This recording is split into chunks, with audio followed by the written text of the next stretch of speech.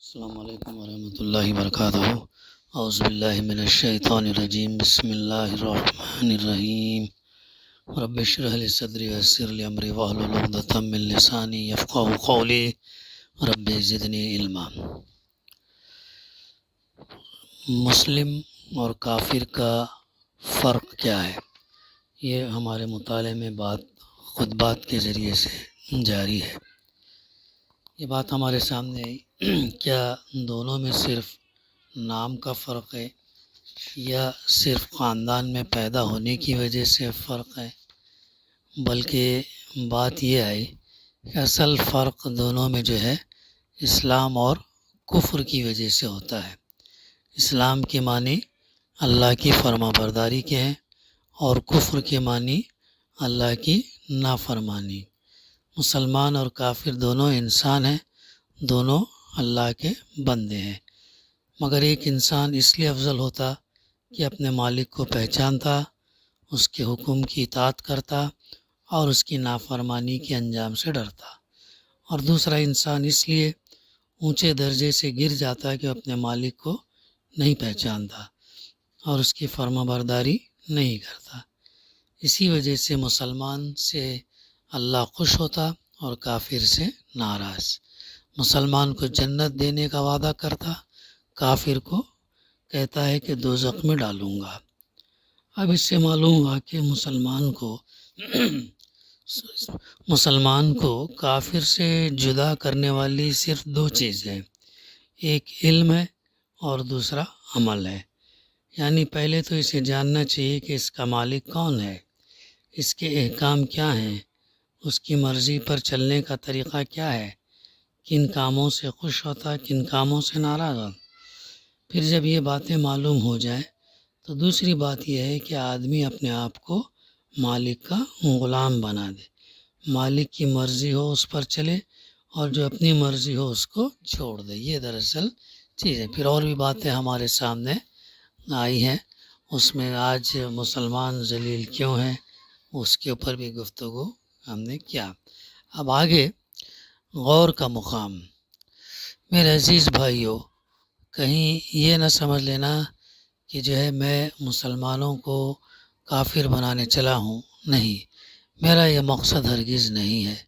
میں خود بھی سوچتا ہوں اور چاہتا ہوں کہ ہم میں سے ہر شخص اپنی اپنی جگہ سوچے کہ ہم آخر اللہ کی رحمت سے کیوں محروم ہو گئے ہیں، ہم پر ہر طرف سے کیوں مصیبتیں نازل ہو رہی ہیں، جن کو ہم کافر یعنی اللہ کے نافرمان بندے کہتے ہیں، وہ ہم پر ہر جگہ غالب کیوں ہیں، اور ہم جو فرما بردار ہونے کا دعویٰ کرتے ہیں ہر جگہ مغلوب کیوں ہو رہے ہیں۔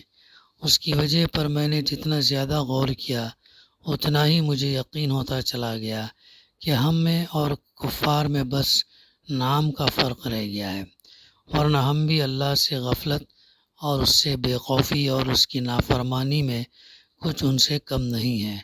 تھوڑا سا فرق ہم میں اور ان میں ضرور ہے، مگر اس کی وجہ سے ہم کسی اجر کے مستحق نہیں ہیں بلکہ سزا کے مستحق ہیں، کیونکہ ہم جانتے ہیں کہ قرآن اللہ کی کتاب ہے اور پھر اس کے ساتھ وہ برتاؤ کرتے ہیں جو کافر کرتا ہے۔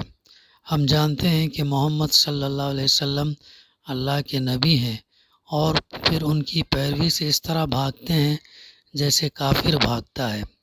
ہم کو معلوم ہے کہ جھوٹے پر اللہ نے لعنت کی ہے، رشوت کھانے اور کھلانے والے کو جہنم کا یقین دلایا ہے، سود کھانے اور کھلانے والے کو بدترین مجرم قرار دیا، غیبت کو اپنے بھائی کا گوشت کھانے کا برابر بتایا، فحش اور بے حیائی اور بدکاری پر سخت عذاب کی دھمکی دی ہے، مگر یہ جاننے کے بعد بھی ہم کفار کی طرح یہ سب کام آزادی کے ساتھ کرتے ہیں، گویا ہمیں اللہ کا کوئی خوف ہی نہیں۔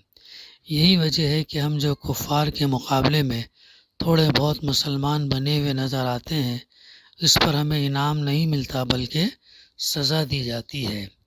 کفار کا ہم پر حکمران ہونا، ہر جگہ ہمارا زک اٹھانا، اسی جرم کی سزا ہے کہ ہمیں اسلام کی نعمت دی گئی تھی اور پھر ہم نے اس کی قدر نہیں کی۔ عزیزو، جو باتیں ہمارے سامنے آئی ہیں یہ اس لیے نہیں ہے کہ تم کو ملامت کروں، میں ملامت کرنے نہیں اٹھا ہوں۔ میرا مقصد یہ ہے کہ جو کچھ کھویا گیا ہے اس کو پھر سے حاصل کرنے کی کچھ فکر کی جائے۔ کھوئے ہوئے کو پانے کی فکر اسی وقت ہوتی ہے جب انسان کو معلوم ہو کہ اس کے پاس سے کیا چیز کھو گئی ہے اور وہ کیسی قیمتی چیز ہے۔ اسی لیے میں تم کو چونکانے کی کوشش کرتا ہوں۔ اگر تم کو ہوش آ جائے اور تم سمجھ لو کہ حقیقت میں بہت قیمتی چیز تمہارے پاس تھی تو تم پھر سے اس کے حاصل کرنے کی فکر کرو گے۔ نیکسٹ ٹاپک، حصول علم کی فکر۔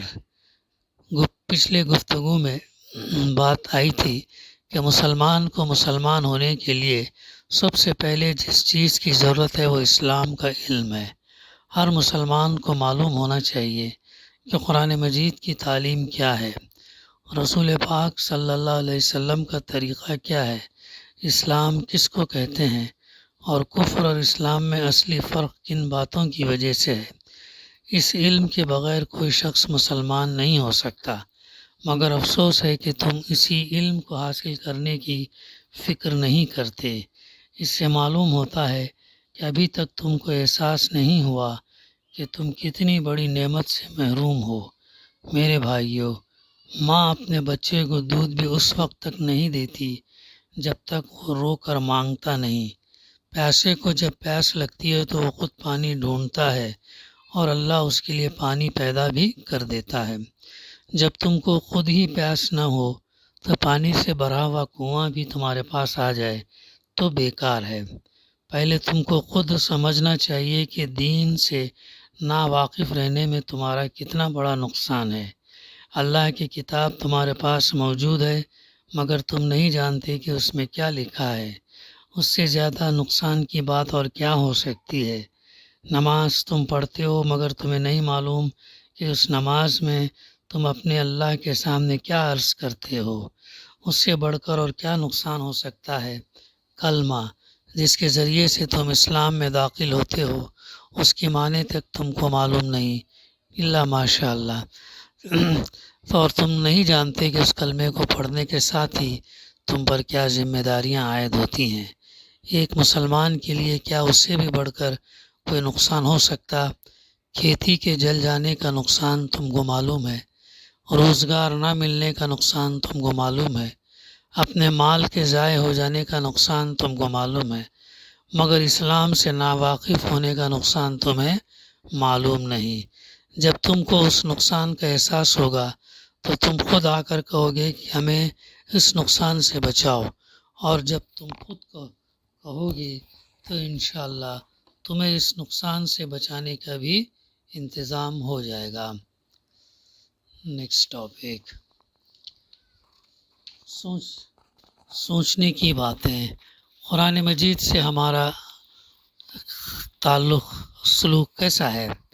برادران اسلام، دنیا میں اس وقت مسلمان ہی وہ خوش قسمت لوگ ہیں جن کے پاس اللہ کا کلام بالکل محفوظ، تمام تحریفات چینجز سے ٹھیک انہی الفاظ میں موجود ہے جن الفاظ میں وہ اللہ کے رسول صلی اللہ علیہ وسلم پر برحق اترا تھا۔ اور دنیا میں اس وقت مسلمان ہی وہ بدقسمت لوگ ہیں جو اپنے پاس اللہ کا کلام رکھتے ہیں اور پھر بھی اس کی برکتوں اور بے حد و حساب نعمتوں سے محروم ہے۔ قرآن ان کے پاس اس لیے بھیجا گیا تھا کہ اس کو پڑھیں، اس کو سمجھیں، اس کے مطابق عمل کریں اور اس کو لے کر اللہ کی زمین پر اللہ کے قانون کی حکومت قائم کر دیں۔ وہ ان کو عزت اور طاقت بخشنے آیا تھا، وہ انہیں زمین پر اللہ کا اصلی خلیفہ بنانے آیا تھا، اور تاریخ گواہ ہے کہ جب انہوں نے اس کی ہدایت کے مطابق عمل کیا تو اس نے ان کو دنیا کا امام اور پیشوا بنا کر بھی دکھا دیا، مگر اب ان کے ہاں اس کا مصرف اس کے سوا کچھ نہیں رہا کہ گھر میں اس کو رکھ کر جن اور بھوت بھگائیں، اس کی آیتوں کو لکھ کر گلے میں باندھ دیں اور کھول کر پئیں، اور میں ثواب کے لیے بے سمجھے بوجھے پڑھ لیا کریں۔ اب یہ اس سے اپنی زندگی کے معاملات میں ہدایت نہیں مانگتے، اس سے نہیں پوچھتے کہ ہمارے عقائد کیا ہونا چاہیے، ہمارے اعمال کیا ہونے چاہیے، ہمارے اخلاق کیسے ہونے چاہیے، ہم لین دین کس طرح کریں، دوستی اور دشمنی میں کس قانون کی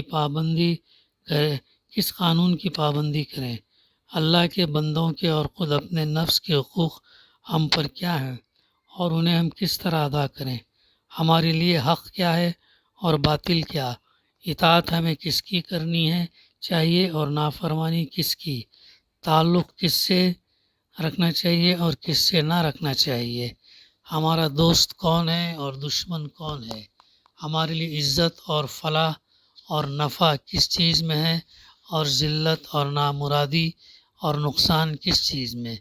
یہ ساری باتیں اب مسلمانوں نے قرآن سے پوچھنی چھوڑ دی ہیں۔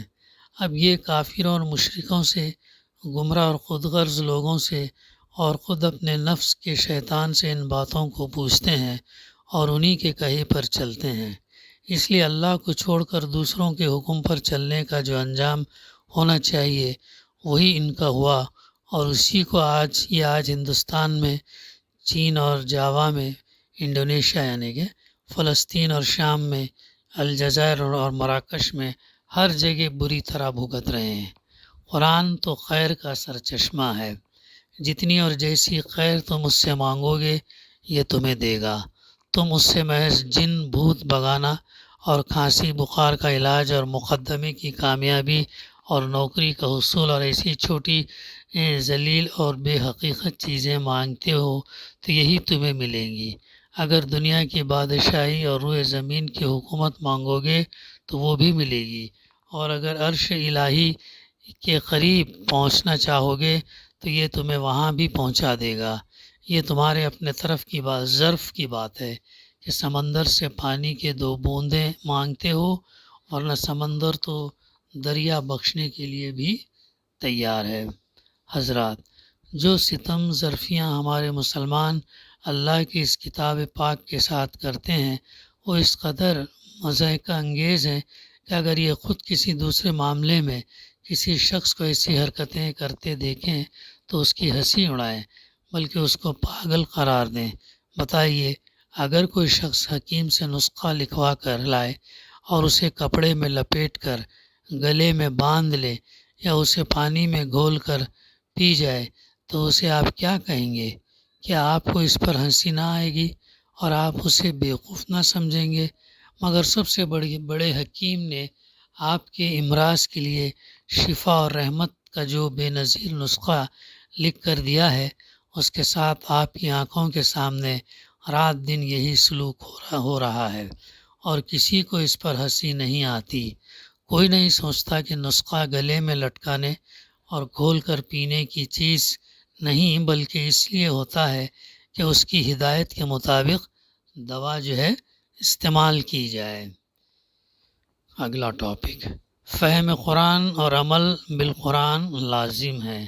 بتائیے، اگر کوئی شخص بیمار ہو اور علم طب کی کوئی کتاب لے کر پڑھنے بیٹھ جائے اور یہ خیال کرے کہ محض اس کتاب کو پڑھ لینے سے بیماری دور ہو جائے گی تو آپ اسے کیا کہیں گے؟ کیا آپ نہ کہیں گے کہ بھیجو اسے پاگل خانے میں، اس کا دماغ خراب ہو گیا ہے؟ مگر شافعی مطلق نے جو کتاب آپ کے امراض کا، بیماریوں کا علاج کرنے کے لیے بھیجی ہے، اس کے ساتھ آپ کا یہی برتاؤ ہے۔ آپ اس کو پڑھتے ہیں اور یہ خیال کرتے ہیں کہ بس اس کے پڑھ لینے ہی سے تمام بیماریاں دور ہو جائیں گی۔ اس کی ہدایات پر عمل کرنے کی ضرورت نہیں، نہ ان چیزوں سے پرہیز کی ضرورت ہے جن کو یہ مضر بتا رہی ہیں۔ پھر آپ خود اپنے اوپر بھی وہی حکیم کو حکم کیوں نہیں لگاتے جو اس شخص پر لگاتے ہیں جو بیماری دور کرنے کے لیے صرف علم طب کی کتاب پڑھ لینے کو کافی سمجھتا ہے؟ آپ کے پاس اگر کوئی خط کسی ایسی زبان میں آتا ہے جسے آپ نہ جانتے ہوں تو آپ دوڑے ہوئے جاتے ہیں کہ اس زبان کے جاننے والے سے اس کا مطلب پوچھیں۔ جب تک آپ اس کا مطلب نہیں جان لیتے آپ کو چین نہیں آتا۔ یہ معمولی کاروبار کے خطوط کے ساتھ آپ کا برتاؤ ہے جن میں زیادہ سے زیادہ 4 پیسوں کا فائدہ ہو جاتا ہے، مگر خداوند عالم کا جو خط آپ کے پاس آیا ہوا ہے اور جس میں آپ کے لیے دین اور دنیا کے تمام فائدے ہیں، اسے آپ اپنے پاس یوں ہی رکھ چھوڑتے ہیں، اس کا مطلب سمجھنے کے لیے کوئی بے چینی آپ میں پیدا نہیں ہوتی؟ کیا یہ حیرت اور تعجب کا مقام نہیں ہے؟ نیکسٹ ٹاپک، اللہ کی کتاب پر ظلم کا نتیجہ۔ یہ باتیں ہیں ہنسی دل لگی کے لیے نہیں کر رہا ہوں۔ آپ ان باتوں پر غور کریں گے تو آپ کا دل گواہی دے گا کہ دنیا میں سب سے بڑھ کر ظلم اللہ کی اس کتاب پاک کے ساتھ ہو رہا ہے، اور یہ ظلم کرنے والے وہی لوگ ہیں جو کہتے ہیں کہ ہم اس کتاب پر ایمان رکھتے ہیں اور اس پر جان اور قربان کرنے کے لیے تیار ہیں۔ بے شک وہ ایمان رکھتے ہیں اور اسے جان سے زیادہ عزیز رکھتے ہیں، مگر افسوس یہ ہے کہ وہی اس پر سب سے زیادہ ظلم کرتے ہیں، اور اللہ کی کتاب پر ظلم کرنے کا جو انجام ہے وہ ظاہر ہے۔ خوب سمجھ لیجئے، اللہ کا کلام انسان کے پاس اس لیے نہیں آتا کہ وہ بدبختی اور مصیبت میں مبتلا ہو۔ طٰہٰ ما انزلنا علیک القرآن لتشقیٰ، یہ سعادت اور نیک بختی کا سر چشمہ ہے، شقاوت اور بدبختی کا ذریعہ نہیں ہے۔ یہ قطعی ناممکن ہے کوئی قوم اللہ کے کلام کی حامل ہو اور پھر دنیا میں ذلیل اور خوار ہو، دوسروں کی محکوم ہو، پاؤں میں روندی اور جوتیوں سے ٹکرائی جائے، اس کے گلے میں غلامی کا پھندا ہو اور غیروں کے ہاتھ میں اس کی باگیں ہوں، اور وہ اس کو اس طرح ہانکیں جیسے جانور ہانکے جاتے ہیں۔ یہ انجام اس کا صرف اسی وقت ہوتا ہے جب وہ اللہ کے کلام پر ظلم کرتی ہے۔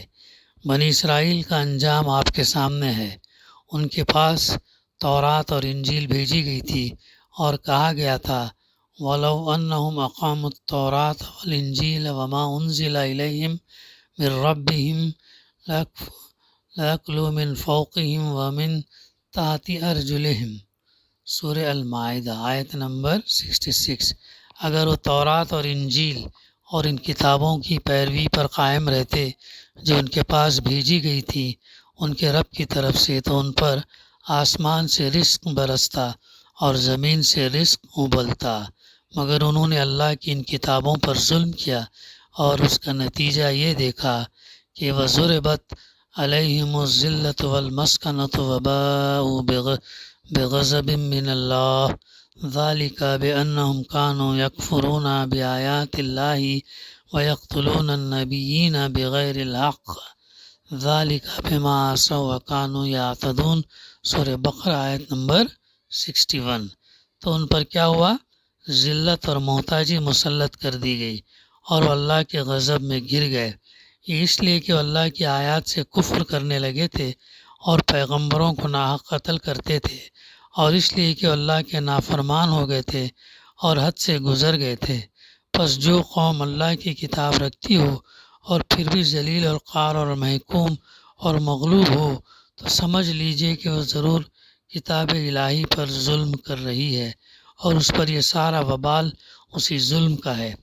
اللہ کے اس غضب سے نجات پانے کی اس کی سوا کوئی صورت نہیں کہ اس کی کتاب کے ساتھ ظلم کرنا چھوڑ دیا جائے اور اس کا حق ادا کرنے کی کوشش کی جائے۔ اگر آپ اس گناہ عظیم سے باز نہ آئیں گے تو آپ کی حالت ہرگز نہ بدلے گی، چاہے آپ گاؤں کالج کھول دیں اور آپ کا بچہ گریجویٹ ہو جائے اور آپ یہودیوں کی طرح سود خوری کر کے کروڑ پتی ہی کیوں نہ بن جائیں۔ تو یہ ٹاپکس تھے انشاءاللہ، اور بھی ہیں مسلمان کسے کہتے ہیں، اسلام کے معنی وغیرہ، انشاءاللہ آئندہ ہم اس کے اوپر ہم گفتگو کریں گے۔ دعا ہے کہ اللہ سبحانہ و تعالی ہمیں کہنے سننے سے زیادہ عمل کرنے کی توفیق عطا کرے، اور جو باتیں ہم نے پڑھی ہیں قرآن مجید سے ہم صحیح استفادہ کریں، اور قرآن مجید کو ہم سمجھنے کی غرض کے لیے ہم پڑھیں اور عمل کرنے کے لیے پڑھیں۔ جیسا جیسا ہم پڑھتے جائیں، سمجھتے جائیں، ویسا ویسے قرآن مجید کو ہم اپنی زندگی میں اتارتے جائیں۔ ربنا تقبل منا انک انت السمیع العلیم وتب علینا انک انت التواب الرحیم۔ صلی اللہ تعالیٰ علی خیر خلقہ وعلی آلہ اصحابہ اجمعین، الحمد للہ رب العالمین۔